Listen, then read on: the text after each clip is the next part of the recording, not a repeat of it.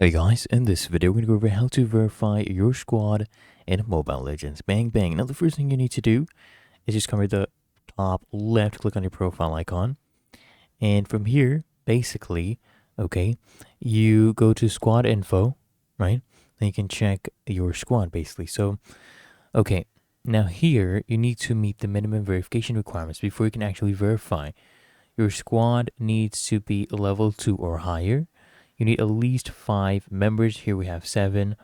And all the members must be active, basically log in within the last 7 days. The squad leader himself or herself needs to be at least level 20 or above and need a valid squad name, okay? A badge, a motto, those things must be set. The squad must have existed for 7+ days. And then you basically submit verification. So once the requirements are met, a verify or apply for verification button will appear. You just click on that, okay? And you confirm your details and you wait for Moonton's review. Usually takes a few days. And after verification, you'll actually see a verified badge on your squad profile, okay?